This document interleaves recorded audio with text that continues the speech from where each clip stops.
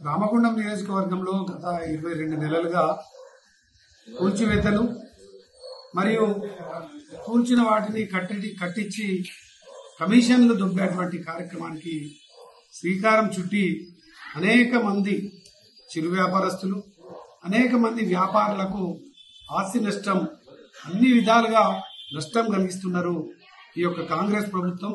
ప్రస్తుతం ఉన్నటువంటి ఎమ్మెల్యే రాజ్ ఠాకూర్ మక్కన్ సింగ్ గారు మరి నిన్న రాత్రి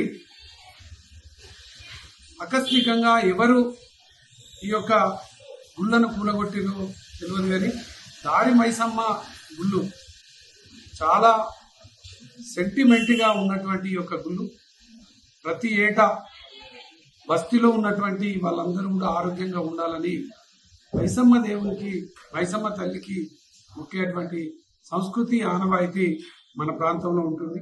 అటువంటి దారి మైసమ్మ గుళ్ళను మరి కూలగొట్టింది ఎవరు, కూల్చుమన్నది ఎవరు, ఇది ఇప్పటికీ అర్థం కాక అయోమయ పరిస్థితులలో ఈ యొక్క గోదావరి కనిలో భయాందోళన గందరగోళ వాతావరణం నెలకొన్నటువంటి యొక్క సందర్భంగా దీనిపైన మున్సిపాలిటీ వాళ్ళు మరి కూల్చిర్రా లేక సింగరేణి వాళ్ళు కూల్చిర్రా, మరి ఎవరు కూల్చిర్రా అనేది కూడా అర్థమవుతలేదు. కాబట్టి దీనిపైన స్పష్టమైనటువంటి ప్రకటన చేయాలి. ఆ యొక్క ఏదైతే గుళ్లను కూలగొట్టిందో వాటిని కట్టే విధంగా చర్యలు తీసుకోవాలి. చర్యలు తీసుకునేటువంటి విధంగా స్థానిక ఎమ్మెల్యే గారు రాజ్ ఠాకూర్ మక్కన్ సింగ్ గారు దీని మీద స్పందించాలి.